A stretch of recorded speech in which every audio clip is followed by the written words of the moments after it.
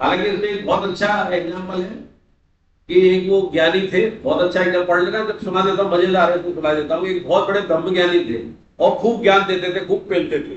तो ये है कि जो अपने विचार है मन में, कर्म में नहीं आए तो तक बेकार है। हमारे भी अगर गीता पढ़ रहे हैं, कर्म में नहीं आए, हमारे व्यवहार में नहीं आए तो बेकार है। उसका एक उदाहरण है। तो एक ब्रह्म ज्ञानी थे, ब्रह्म ज्ञानी अपना ज्ञान पेल गया, अपनी पत्नी पत्नी बिना पढ़ी लिखी थी, उसका आदर नहीं करते थे, तो मूर्ख है। तो उस दिन स्वाद सब्जी में नमक नहीं डाला तो खूब चिल्लाया, "आज सब्जी में नमक नहीं डाला, क्या रोटी बनाना नहीं आता, खाना बनाना नहीं आता"। तो उन्होंने कहा, "मैं नमक ले आती हूँ, इतना गुस्सा क्यों कर रहे हो?" तो उन्होंने कहा कि अरे इसमें वो स्वाद थोड़ी आएगा जो उबलने पे नमक में आता है, उससे स्वाद बनता है। तो बोले जो नमक के स्वाद में उलझा हुआ है वो ब्रह्म रस का स्वाद क्या देगा? तो फर्जी क्या नहीं हो, खूब घड़ी घोटी सुनाई। तो हम भी ऐसे ही कभी फर्जी ज्ञानी है ये भी, कोई कम या ज्यादा। यहाँ बैठ के तो सब ज्ञानी है, बाहर जाके तो फिर घर जाके फिर वही होगा।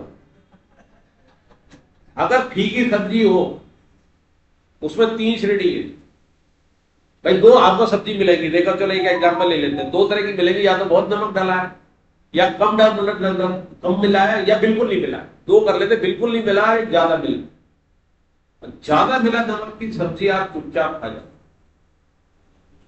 है कभी? हाँ है। तो आप पानी भी मत डालो, क्या बिगड़ जाएगा? क्या बिगड़ जाएगा जाने के बाद अंदर? और अगर वो उसमें नमक नहीं डाला है तो दो चीजें होंगी, या तो आप नमक डालोगे पत्नी से या जो भी घर में उससे मांगोगे, या चुपचाप डाल दोगे। और एक बिना नमक डाले चुपचाप बड़े आनंद में खा जाओ, कोई चेहरे पे शिकन नहीं आएगी और मन में भाव भी नहीं आएगा। और भाव में आ जाए कि अरे यार भगवान मेरा ब्लड प्रेशर बढ़ाना नहीं चाहता होगा, ऐसे ही थोड़ा थोड़ा नमक फूटेगा तो मेरा भविष्य में उम्र के साथ ब्लड प्रेशर नहीं बढ़ेगा, भगवान की कितनी कृपा है। हो गई भक्ति।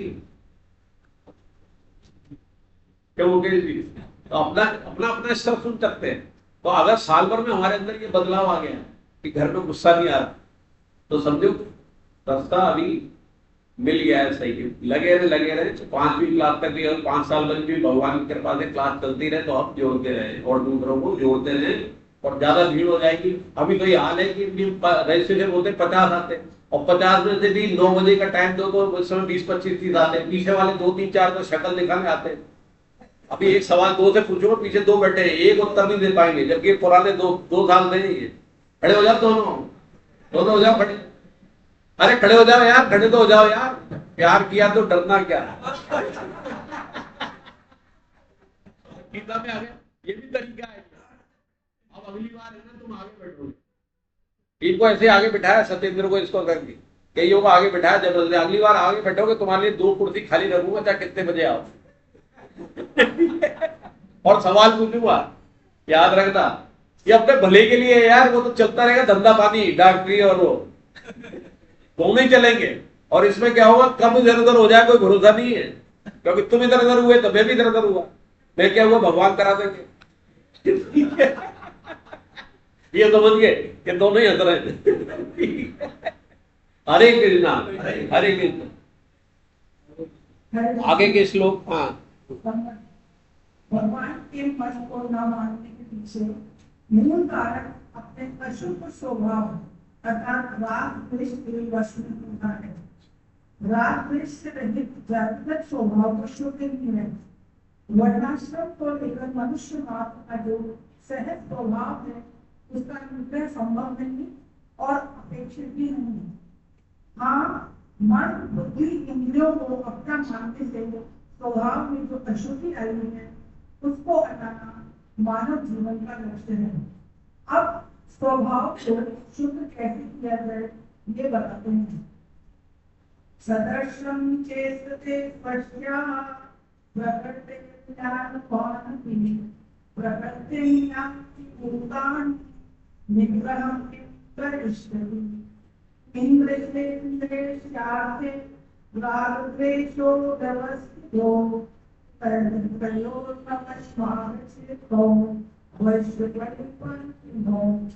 संपूर्ण प्राणी प्रकृति को प्राप्त होते हैं।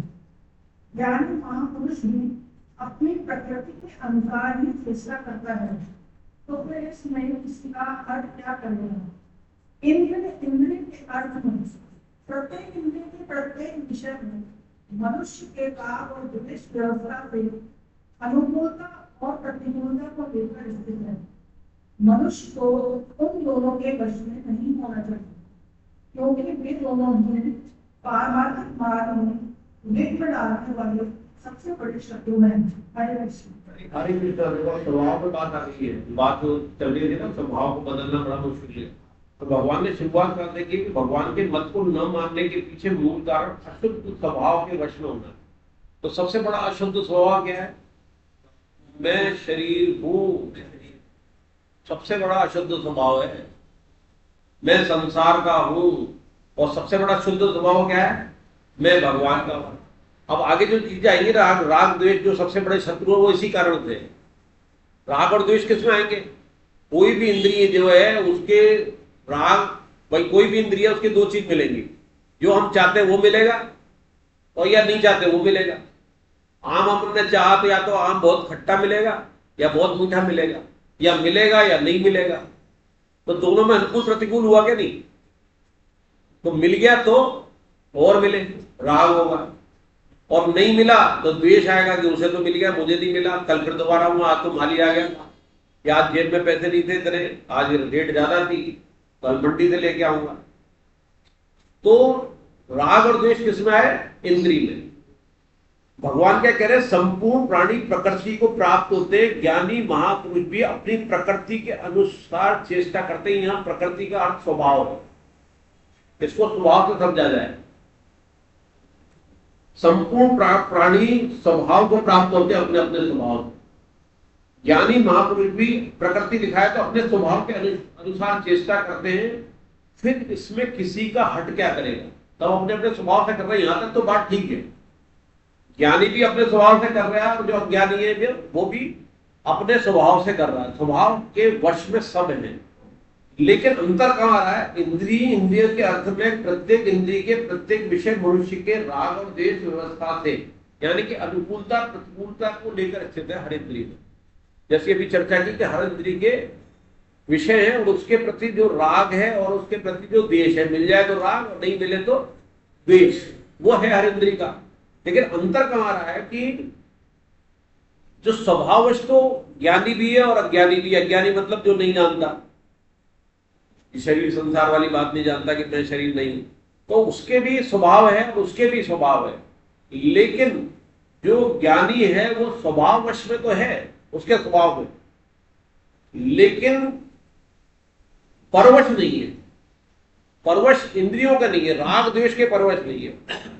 तो उसका स्वभाव जैसा भी है तो वो राग द्वेष में न होकर शुद्ध स्वभाव हो जाएगा। अर्थ आया समझ में?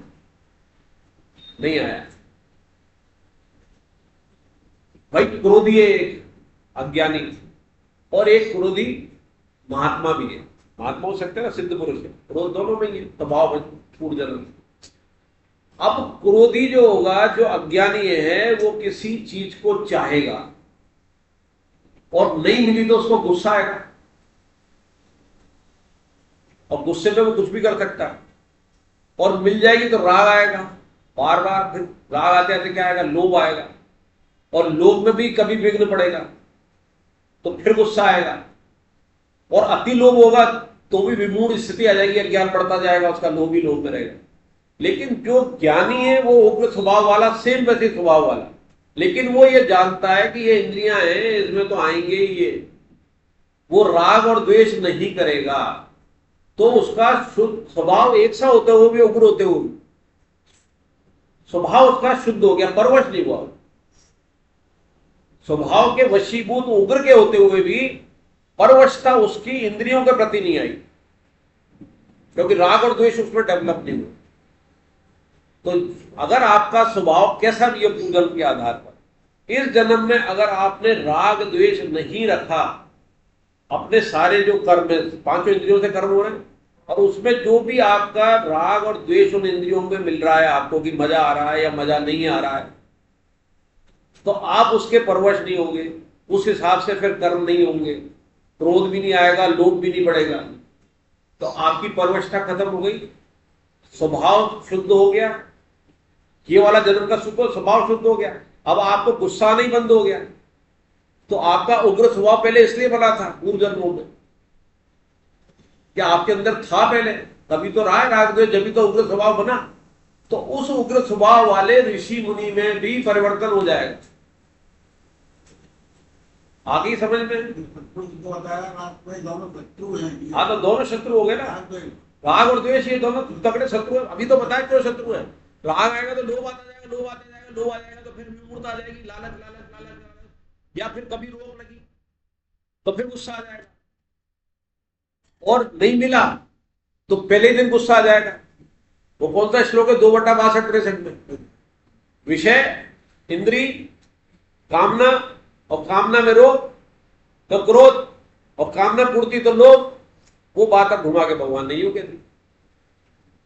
हरे कृष्ण, आ गया समझ में? तो हमें राग द्वेष हमारे शत्रु हैं। इंद्रियों का भोग करने दो, रसगुल्ला मिला ठीक, तो इंद्रियों में, गुणों में आपने ले लिया, लेकिन उसकी इच्छा करी कि और मिले, और मिल किसी कारण से नहीं मिल रहा है कि आपको डायबिटीज है, सारी सामर्थ्य आपके अंदर, आप ले सकते हो, लेकिन कोई परिवार में लेने नहीं लग दे रहा।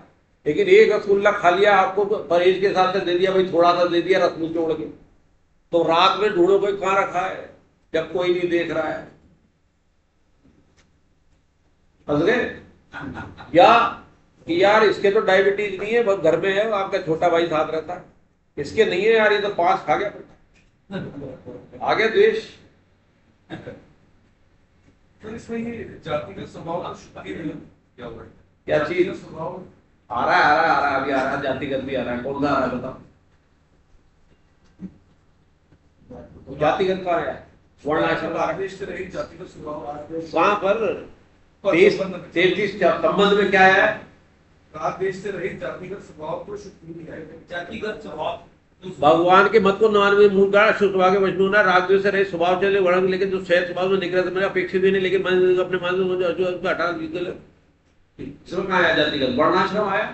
वर्णाश्रम इससे समझ लेना किताब संबंध की। अभी सुनो उसको भी कर देते हैं जो कहना चाहता। जातिगत मतलब हम जिस जाति के अंदर पैदा हुए, क्यों पैदा हुए? क्यों पैदा हुए? प्रारब्ध से नहीं, कर्म से। आपके जैसे जैसे कर्म थे, भगवान ने उस हिसाब से आपको उस घर में डाला है। वो आपके पूर्व जन्म थे, तो इसी में आप वैसे बढ़िया कर्म करते रहो तो जल्दी आपके डेवलपमेंट होगा। जैसे एक 5 साल का बच्चा है, किसी भी जाति में पैदा हुआ है, लेकिन वो फटाफट चित्रकारी कर रहा है, और आप उसे जबरदस्ती इंजीनियर डॉक्टर बनाना चाहते हो। इंजीनियर बनाओ ठीक है, नक्शे बढ़िया बनाएगा, लेकिन आपने उसे चित्रकारी में लगा दिया तो बड़ा चित्रकार बन जाएगा ना, यानी कि पूर्व जन्म में था। इसी तरह वर्ण आश्रम में भगवान ने आपके कर्मों के हिसाब से दिया है, और ये पूरा एक शरीर है, समाज जो है, जैसे शरीर में सारी चीजें, आज आपके हाथ है, पैर है, पेट है, इतना सब भेद करते हो क्या आप?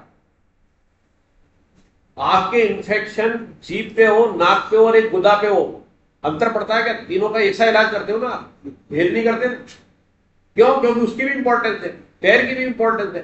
तो ये क्या है? ब्राह्मण को दिया है। ब्राह्मण के आगे 9 गुण बताएंगे। 9 गुण में एक भी ऐसा नहीं है कि जो उसकी जीव को पार्जन के लिए। तो समाज को दिया है कि तुम उसका जीव को पार्जन कराओ, ऐसा नहीं कर रहे थे। ब्राह्मण अपना को मारा। हाथ किस लिए दिए? रक्षा करने के लिए दिए। पेट किस लिए दिया है? ऊर्जा के लिए। तो ये कौन सी क्लास हो गई? Intellectual class. ये एडमिनिस्ट्रेटिव क्लास। ये कौन सी क्लास हो गई? Business class. और वो सर्विस क्लास पैरों वाली। तो सर्विस क्लास होती है जो आज्ञा पालन करता है, दौड़ भाग करता है समाज के लिए। आपका मन करता है भाई ये चल चल, तो आपका पैर चल देता है, उधर जाना उधर जाना, दौड़ लगानी है, यहाँ बैठना, ये करना, उस हिसाब से पैर चलता है, तो वो कमांड मानता है। तो हम जितने भी हैं ज्यादातर कर्मों से पेट की बात नहीं कर रहे, शूद्र तक सर्विस क्लास में उन पर आज्ञा मान रहे हैं। सबके ऊपर कोई ना कोई बॉस है ना, नौकरी कर रहे हैं, व्यापार कर रहे हैं, किसी की नौकरी कर रहे हैं, व्यापार में भी ऊपर कोई मान रहा है। आपके ऊपर व्यापार कर रहे हैं तो इनकम टैक्स वाला आ जाएगा, सेल टैक्स वाला आ जाएगा, सरकार की माननी पड़ेगी कि इतना जीएसटी देना है। तो सब सर्विस क्लास में हैं। तो हम ज्यादातर सारे सर्विस क्लास में, उसमें जरूर बने हुए हैं कि आपका इंटेलेक्चुअल कौन है, बिजनेस वाला कौन है, व्यापारी कौन है। तो ये सारे वर्ण अक्षर जो है निर्धारित हैं, हमको उसी के हिसाब से करना है। स्वामी जी ने एक बात कही है कि जैसे कहा कि अर्जुन ने कहा कि मैं इसको छोड़कर युद्ध को भीख मांगना उचित समझता हूं। तो स्वामी जी ने साधक संधि ने बहुत अच्छी बात की। वो आगे के श्लोक में आ रहा है कि वो घोर कर्म क्यों कहलाता है, कि उसका भय वाला होता है कि तू दूसरे के कर्म में दखल डाल रहा है। अगर सारे क्षत्रिय भिक्षा मांगने लग जाएंगे तो जो भिक्षुक है वो कहां जाएंगे, और फिर युद्ध कौन करेगा? और युद्ध में अगर उसको लगा दिया जो केवल बिजनेस क्लास वाला है तो फिर बिजनेस कौन करेगा? तो सबको अपने अपने वर्णाश्रम, एक तो पूर्व जन्म के कर्मों से और इस जन्म के कर्म से भी, भले ही वो ब्राह्मण है लेकिन वो जब आर्मी की ट्रेनिंग लेके वहां पहुंच गया तो अब उसका कर्म क्षत्रिय वाला हो गया। अब वो वहां ये नहीं कह सकता है युद्ध के अंदर के मैं तो पहले पूजा पाठ करूंगा, मेरे को मंत्रोच्चार करना, फिर युद्ध करूंगा, ऐसा कह सकता है क्या? तो दो चीजें, जो आपको पहले से पैदा हुआ है आप, वो तो पूर्व जन्म के कर्मों के आधार पर, इस जन्म के अंदर जो आप कर रहे हो वो इस जन्म के कर्मों के आधार पर भी आपका वर्णाश्रम निर्धारित होगा। और सर्विस क्लास तो होगी तो आप सारे शूद्र होंगे, क्योंकि आपको कमांड मानना है, आपकी मर्जी नहीं चला सकते ना, ऊपर से जो ऑर्डर आ गया वो फॉलो करना पड़ेगा। तो वही आपका पैर का काम है। इसलिए दूसरे के कर्म में दखल नहीं देना, आपको जो कर्म मिला हुआ है वो करना है, बेस्ट करके देना। हरे कृष्ण। तो राग और द्वेष हमारे शत्रु हो गए और हम उनके परवश हो गए, पर परवश नहीं होंगे, स्वभाव चाहे कुछ भी हो। तो वो उदाहरण देके बता दिया, एक संत का उदाहरण और एक सामान्य आदमी का। तो इसलिए हमारे राग द्वेष शत्रु हैं। 35वां श्लोक, ये भी बहुत इंपॉर्टेंट है। 35वां पढ़े। राग द्वेष की वश में होकर हमें अपना स्वधर्म नियत कर्म क्यों नहीं करना चाहिए, ये बताते हैं। श्रेयांश धर्म विगुण परधर्म निष्ठा स्वधर्म परधर्मो भयावह। अच्छी तरह आचरण में दूसरे के धर्म में से गुणों की कमी वालों अपना धर्म श्रेष्ठ है। अपने धर्म के तो मरना भी कल्याणकारक है और दूसरे का धर्म भय से पहले होता है। हरे कृष्ण।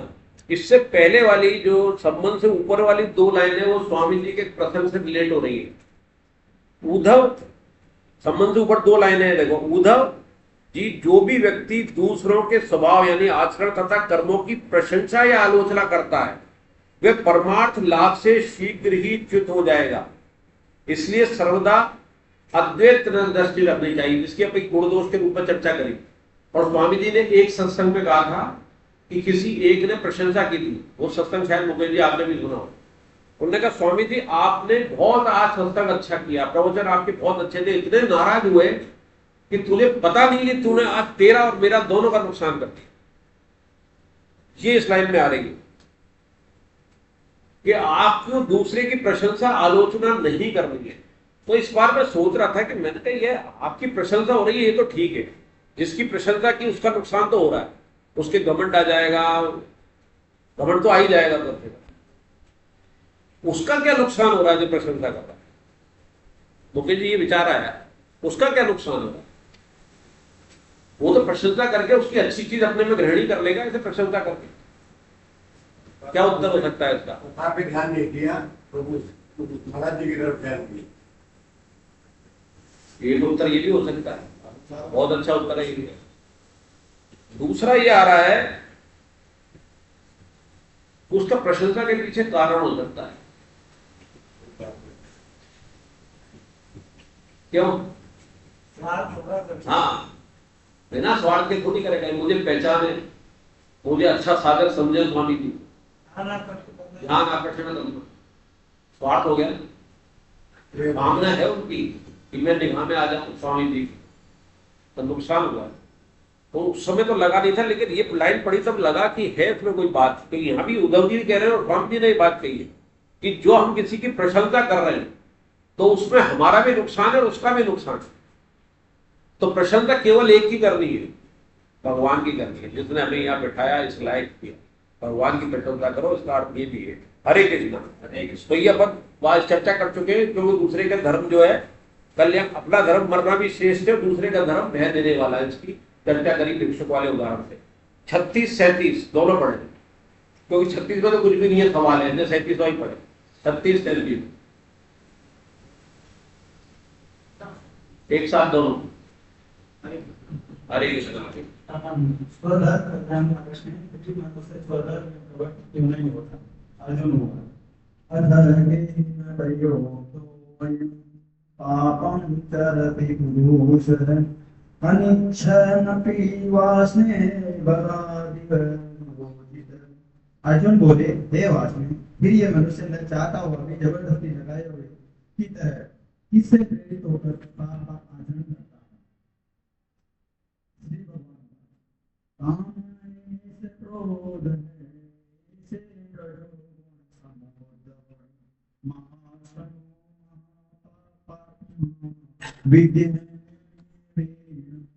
से भगवान बोले, जरूर ये अर्थात कामना ही पाप का कारण है। ये काम ही क्रोध में परिणत होता है और ये बहुत खाने वाला और महापापी है। इस विषय में तो इसको ही वेदी जान। अब अर्जुन के प्रश्न आ रहा है कि ये वासने प्रिय मनुष्य न चाहता हो भी जबरदस्ती लगाए हुए की तरह किससे प्रेरित होकर पाप का आचरण करता है? क्या इसका भगवान ने उत्तर नहीं दिया? अभी तक कई बार दे दिया। कामना का नहीं दिया, अभी थोड़ी देर पहले पिछले श्लोक में राग द्वेष नहीं दिया, राग द्वेष में कामना नहीं आई, लेकिन उसका मताग्रह इतना प्रबल है, वो चाहता है बस ये कह दें कि युद्ध मत कर। इसी मताग्रह के कारण फिर प्रश्न छोड़ दिया। इस प्रश्न की जरूरत नहीं थी और हमारा भी यही भगवान ने अर्जुन के माध्यम से प्रश्न करवाया कि फिर समझ लो, तुम समझो क्या कि फिर मनुष्य न चाहता हुआ भी जबरदस्ती लगाई हुई की तरह किससे प्रेरित होकर पाप का आचरण करता है। तो अगले श्लोक में जो जवाब दे रहे हैं वो पहले दे चुके भगवान। रजोगुण से उत्पन्न ये काम अर्थात कामना ही पाप का कारण है, नहीं आया क्या पहले? ये काम ही क्रोध में परिणत होता है, ये नहीं आया क्या? अभी चर्चा की है। और ये बहुत ही खाने वाला और महापापी है, इस विषय में तू इसको ही वेरी जा। ये इंपॉर्टेंट लाइन है। अभी तक तो एक कामना बता दिया, तो अब इसको कह रहे भगवान इसको ही वेरी जान, दुश्मन जान अपना सबसे बड़ा। तो दोबारा कहने का भी कोई अर्थ है कि अभी तक तू कामना कामना हल्के में ले रहा है, तो पहले तो कह दिया राग द्वेष तेरे क्या है? शत्रु है। और राग द्वेष से फिर कामना होती है ना, तो उसको बेरी जान। फिर पर्यायवाची दूसरा डाल दिया कि सबसे बड़ा दुश्मन है क्या? तेरी कामना। और उधर तेरा राग, वो भी कामना ही तो है, राग। उसको शत्रु सबसे बड़ा कह दिया, फिर भी हम नहीं समझे। अच्छा, पिछली क्लास में चर्चा हुई थी काम काम कामना बहुत आ रही है, और कामना के 6 अपन ने विकार की चर्चा करी थी ना पहले। चार विकार, 6 षट विकार होते हैं ना, जो आपने बताए थे। षट विकार याद है ना? रिपीट कर देता हूं, समय कम है। काम, क्रोध, लोभ, मोह, मद, मत्सर, सब काम से स्टार्ट हुए। काम इनके परदादा जी है सबके, परदादा। कामना में विरोध हुआ, नहीं पूर्ति हुई तो क्रोध आया, बड़ा तब गीता जी ने लिखा है। और पूर्ति हो गई तो क्या आया? लोभ आया, तीसरा नंबर आ गया। और बार बार लोभ आया, बार बार इच्छा हुई तो क्या आया? मोह आया। और वो चीज बहुत ज्यादा मिल गई तो मद आ गया। और जब आपके पास आ गई और दूसरे पे आपसे ज्यादा आ गई तो क्या आ गया? द्वेष आ गया, ईर्ष्या आ गई, मत्सर आ गया। तो परदादा जी ने कितने सारे अपने परपोते तक पैदा कर दिए। काम रोकना, कामना, यही भगवान करे। इसको तू सबसे ज्यादा बैरी मान। और आखिरी में जो आखिरी श्लोक कहेंगे तो इसको मारने का उपाय बताएंगे, 43वें श्लोक। अभी तक तो उसको ला रहे पीक पे कि तेरा बैरी है, तेरा शत्रु है, इसी से तू बर्बाद हो रहा है, तू मेरी तरफ नहीं आ पा, तेरी समझ में नहीं आ रही अभी तक। और आखिरी में फिर 43 श्लोक में कहेंगे कि कैसे इसको मार। तो उसके लिए ये 3 और 3 6 श्लोक है। तो 3 श्लोक पहले पढ़े, 38, 39, 40। हरे कृष्णा। हरे कृष्णा। जोशी जी पढ़ रहे हैं। हाँ, और तो पीछे पढ़ने वाला तो नहीं, आगे बता दो। पढ़ने वाला हो तो आखिरी के 3 श्लोक पढ़ लेना। कौन पढ़ेगा इसके बाद? आगे बात बोले।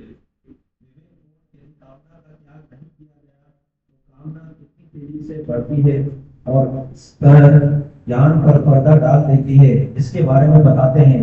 जैसे धुएं से अग्नि और मैल से दर्पण ढका जाता है तथा जैसे जेल से गर्भ ढका जाता है, ऐसे ही उस कामना के द्वार यह ज्ञान अर्थात विवेक ढका हुआ है। हे कुंती नंदन, इस अग्नि के समान कभी तृप्त न होने वाले और विवेकियों के कामना रूप नित्य वेदी के द्वारा मनुष्य का विवेक ढका हुआ है। इंद्रियां, मन और बुद्धि इस कामना के वास स्थान कहे गए हैं। यह कामना इन इंद्रियां, मन और बुद्धि के द्वारा ज्ञान को ढक कर देहाभिमान मनुष्य को मोहित करती है। हरे कृष्णा।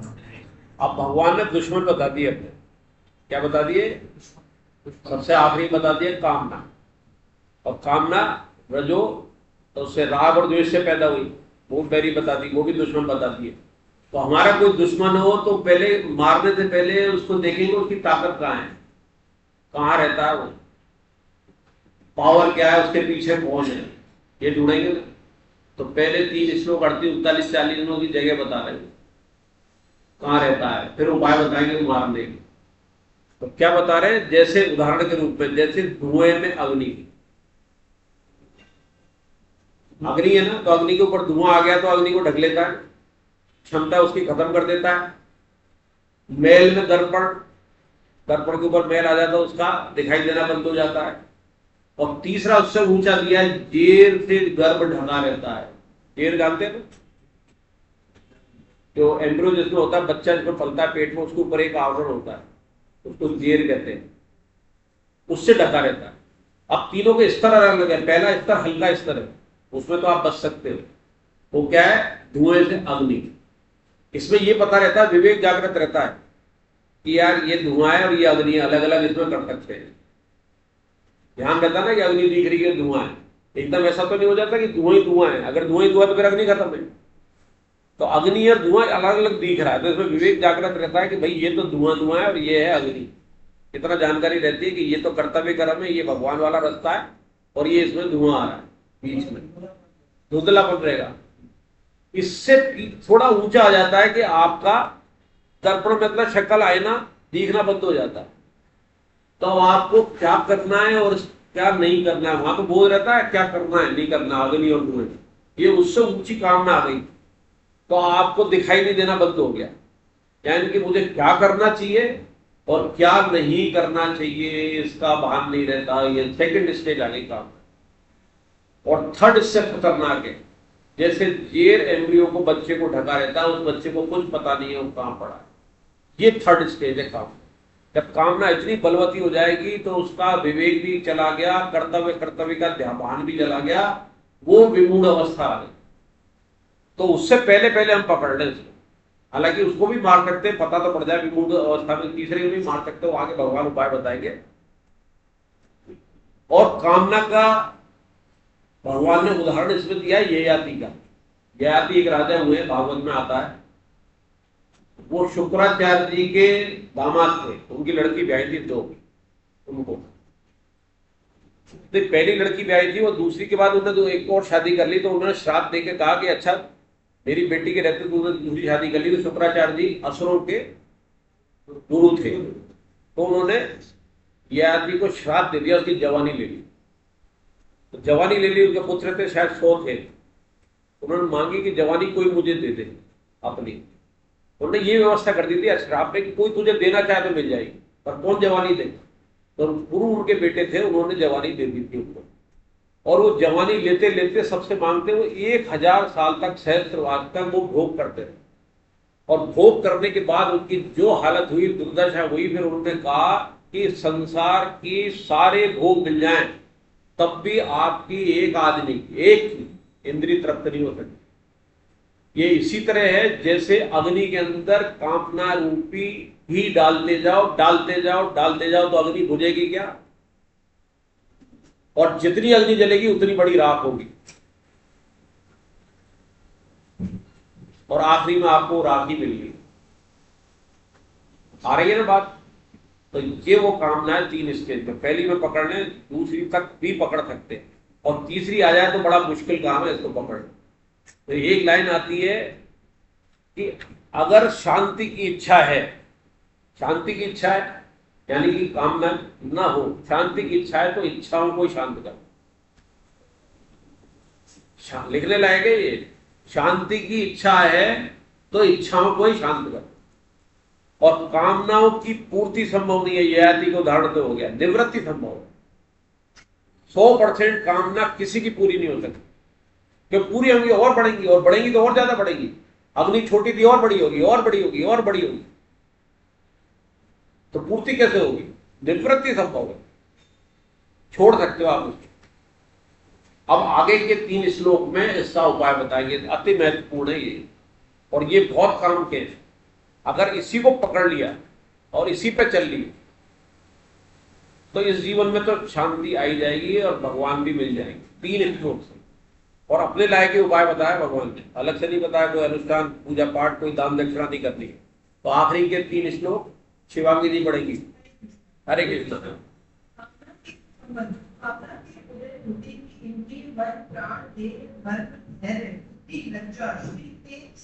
और सत्य ये सब नष्ट हो जाते हैं। अतः श्री कृष्ण आगे के 3 श्लोकों में काम को मानने की आज्ञा देते हैं। तस्मात्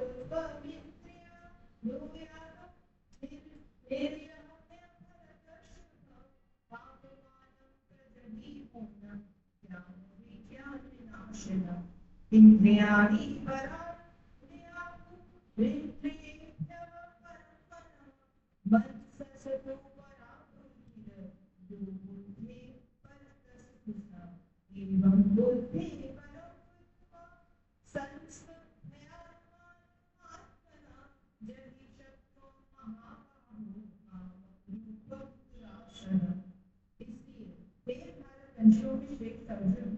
सबसे पहले इंद्रियों को वश में करके उस ज्ञान और विज्ञान का नाश करने वाले महान पापी काम को अवश्य ही बलपूर्वक मार डालो। इंद्रियों को पर श्रेष्ठ सफल प्रकाशक व्यापक और सूक्ष्म कहते हैं। इंद्रियों से पर मन, मन से भी पर बुद्धि और बुद्धि से भी पर वह काम है। इस तरह बुद्धि से पर काम को जानकर अपने द्वारा अपने आप को वश में करके हे महाभावो तू इस कामरूप शत्रु को मारना। हरे कृष्ण। हरे कृष्ण। हरे कृष्ण। भगवान ने काम को मारने का उपाय बताया, कैसे काम ये मजबूत है कामना। और पिछले श्लोक में चर्चा भूल गए थे, लेकिन 5 वाक्य स्थान पहले चर्चा कर चुके थे। 5 भगवान ने कामना के स्थान बताए कहाँ रहती है। पहले तो रहती है विषय में, फिर रहती है इंद्री में, फिर रहती है मन में, फिर बुद्धि में, और फिर आखिरी में एह में आ जाती है, सबसे सूक्ष्म है। वहां से हटाना बहुत मुश्किल है। तो 5 जगह वासस्थान है, और अब क्या कर रही है ये, और इसके क्या होते होते क्या क्या चली गई? इंद्रिय, मन, प्राण, देह, धर्म, धैर्य, बुद्धि, लज्जा, श्री, तेज, स्मृति और सत्य, सब नष्ट हो जाता है काम में। कामना की अग्नि के अंदर, जैसे अग्नि में जितना भी कुछ भी डालो, अच्छी बुरी कोई भी चीज, वो नष्ट हो जाती है अग्नि में। कामना में तो उसमें तो बुरी और अच्छी दोनों नष्ट हो रही है अग्नि में, लेकिन कामना में क्या होगा? अच्छी चीज नष्ट हो, बुरी तो बढ़ेगी। ये थोड़ा अंदर आ जाएगा तो मुकेश जी, कामना में तो बुरी बढ़ेगी, अग्नि में तो सब नष्ट हो जाएगी, लेकिन सारी की सारी नष्ट हो जाती है। तो भगवान अब आगे क्या कह रहे हैं 3 श्लोकों में कि इसलिए हे भरत वंशियों में श्रेष्ठ अर्जुन, ये बहुत कम कहा भगवान, इसलिए कहा कि तू कर सकता है। अर्जुन नहीं कहा खाली, पार्थ नहीं कहा, पार्थ तो जब प्यार आता तब कहते हैं। अब उससे काम कराना बहुत मजबूत वाला। तो क्या कहा है? हे भरत वंशियों में श्रेष्ठ अर्जुन। तो मन में भाव आ जाएगा ना, अपन किसी की तारीफ कर सकते यार तू भिड़ सकता, उसके अंदर तेरी पावर है, तूने 2 को पहले निपटाया, तो ये क्या है? तो श्रेष्ठ बता दिया भरत वंशियों में श्रेष्ठ अर्जुन, तू सबसे पहले इंद्रियों को वश में करके इस ज्ञान और विज्ञान का नाश करने वाले महान पापी काम को अवश्य ही बलपूर्वक मार डाल। कितने संबोधन किए? पहला तो क्या है कि इंद्रियों को वश, पहला इंद्रिय संयम पहले कह चुके भगवान। ज्ञान विज्ञान को नाश करने वाला, ये 7वां अध्याय है ज्ञान विज्ञान योग। तो ज्ञान क्या है कि सब कुछ परमात्मा है, ये मानना जो ज्ञान है, और उसका अनुभव करना। किसी ने बता दिया आपको कि यार ये है, ये कमरा है, ये कमरा है, ये गीता की क्लास हो रही है, अनुभव करना। आप जब आओगे उसमें उसको पहचानोगे तभी तो अनुभव करना, वो विज्ञान। तो ये सब कुछ परमात्मा है, वासुदेव सर्वम, ये तो ज्ञान है। और उसका विज्ञान क्या है कि आपको ये अनुभव हो जाए कि हाँ ये जो बात है वो सत्य है, यही परमात्मा, उसको नष्ट कर देता काम। तो क्या कह रहे भगवान, पहले इंद्रियों को वश में करके इस ज्ञान और विज्ञान का नाश करने वाले महान पापी, पापी से काम नहीं चला है, महान पापी, जो इस बात को ही खत्म कर देगा कि भगवान का भेद, कि ये भगवान का ही है, उसमें भेद पैदा करते कि नहीं ये भगवान का नहीं है तो संसार है सब कुछ। तो ये महान पापी कह दिया भगवान ने। महान पापी काम को अवश्य, इसके बिना काम नहीं चलेगा, बलपूर्वक, हाँ बिल्कुल अवश्य, और कुछ साधन नहीं है। पिटपट मत लगाना जो अर्जुन लगा रहा बार बार, फिर भी मानेगा नहीं अर्जुन, आगे फिर लगाएगा अवश्य ही। बलपूर्वक मार डाल, बलपूर्वक मतलब पूरी शक्ति लगा, कहां से लगा, उसमें अपना भी छोंक डालेंगे भगवान आखिरी में, बलपूर्वक डालना। और पहले समझा रहे कितना बलशाली है, तेरे को बलपूर्वक मार डालने को कहा, तेरे को महाबाहु भी कहा, लेकिन वो इतना बलशाली है। देख, इंद्रियों को स्थूल से पर का अर्थ है मतलब पावरफुल, उससे पावरफुल है। किससे? स्थूल शरीर, इंद्रिया पावरफुल है ना, नचाती है, शरीर कुछ नहीं कर पाता। परमान यानी कि शेष सबल प्रकाशक व्यापक तथा सूक्ष्म, इंद्रियों से परमन। अच्छा, आज ये बात आ रही है ना, सबल प्रकाशक व्यापक तथा सूक्ष्म कहते हैं किसको? इंद्रियों को। किससे? अभी श्लोक आगे पढ़ने से पहले एक सवाल आया था, अभी 2-3 दिन पहले सत्संग में आया है कि सबसे बड़ा प्रकाशक व्यापक ये कह रही है, सबसे कह रही है किसका? इंद्री को कह रहे हैं भगवान। आगे फिर उसके आगे क्या कहेंगे? मन को कहेंगे, आगे करेंगे। पर इसमें सवाल ये आता है कि सबसे सूक्ष्म और सबका प्रकाशक कौन है?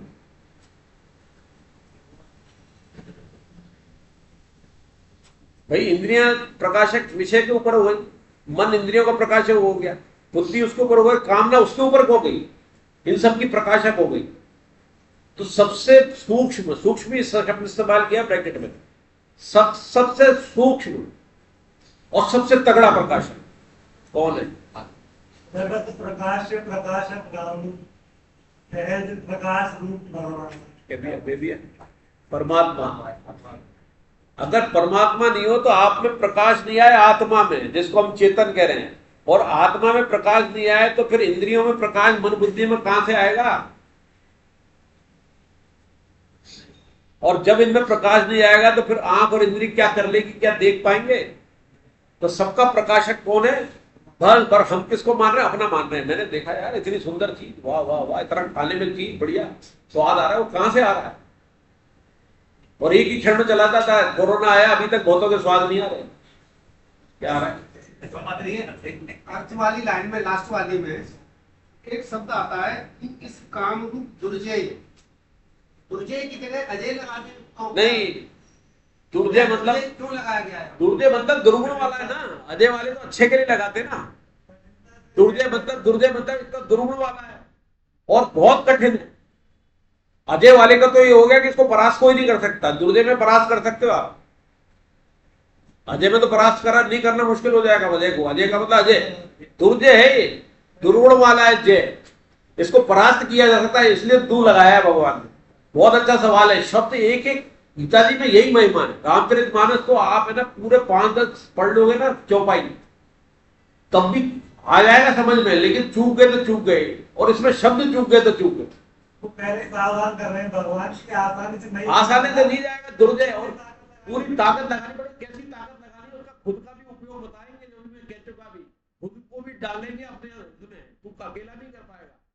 कि इंद्रियों को ऊपर, इंद्रियों से पर मन, मन मजबूत हो गया इंद्रियों से, मजबूत है, पता है मन मजबूत है कैसे सिद्ध होता है? इंद्रियों के ऊपर मन मजबूत है, इंद्री चाहती हुई है, और मन नहीं चाहता तो क्या हो जाएगा? काम नहीं होगा। जैसे आपको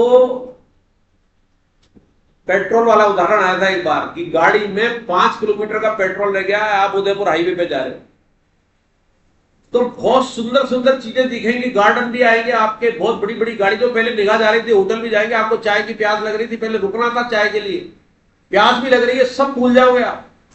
आपके एक मन ने कह दिया नहीं कुछ नहीं, तो आप देख रहे हो ना, फिर भी कुछ दिखाई नहीं दे रहा, आपको सुनाई दे रहा है, म्यूजिक भी चल रहा है, आपके भक्ति भजन चल रहा है या पॉप म्यूजिक जो पसंद है चल रहा है, कुछ सुनाई दे रहा। आपके मन ने आज्ञा दे दी कि तेरे को पेट्रोल पंप चाहिए केवल, कि उसको लग गया गाड़ी रुक जाएगी। तो इसमें एक संदेश ये भी छुपा है कि मन को आज्ञा दे दो बेटा, अगर तेरी इधर उधर ध्यान गया तो गाड़ी रुक जाएगी, भगवान की तरफ देख, पेट्रोल पंप जो देख रहा भगवान की तरफ लगा दो तो लग जाएगा ना मन। यही भगवान आगे कहने वाले हैं। तो क्या कह रहे हैं कि उससे भी ताकतवर मन, और मन से भी ऊपर क्या मान ली, बुद्धि।